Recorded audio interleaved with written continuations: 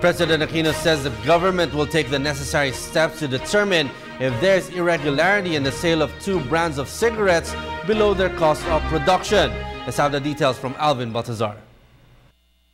The Bureau of Customs is now doing some measures amid the suspicious low price of 2 brands of cigarettes now available in the Philippine market. For President Benigno Simeon Aquino III, he is puzzled on why a particular company should sell his product in the amount where he could not gain anything from his sales. In spite that the company maintains to perform his tax obligation, still, cloud of suspicion may come out as to where the trader possibly get his stocks of cigarettes.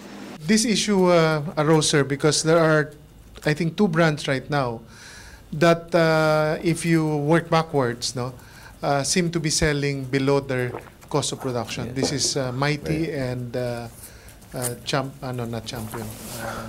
Jackpot.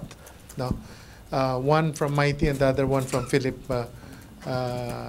Morris. So some are saying that maybe there should be a guide price so that you prevent this abnormal situation. Ako na stranger lang ako dito sa concept. Kung ikaw may ginagawa kang produkto, bebenta mong palugi, di malulugi ka eventually. Bahala ka sa buhay mo, di ba? Basta tayo nakakuha natin yung taxes due then as government, number 1. Number 2, yung sure ako na pag yung presyo, pwede maglagay ng cap pag may emergency. Kunyari, basic commodities, medicine, etc. may calamity. Nag-declare na calamity. The President stressed that the government will do all it can to determine if there are possible irregularities or otherwise, the government is not doing its job. Mas marami magsasabi na para mali yung fixed pricing on anything. Let the market decide.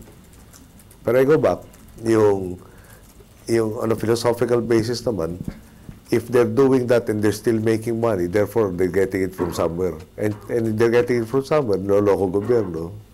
Hindi ko matanggap na susuko yung gobyerno na gawin yung trabaho niya. So, pag ano na nag-floor price sa ganyan, parang yung dating versions kasi niyan, ganito establishment mo, ganito mga kliyente mo, kailangan bayad mo sa gobyerno X amount of pesos. Dahil hindi na namin kaya check-in kung ilan na kumakain sa restaurant mo, hindi namin ma-check yung cost of goods mo. Para lahat hindi namin kaya. Kaya ito na lang, bayad mo sa amin, happy na kami. Hindi ginagawa ng gobyerno yung trabaho niya.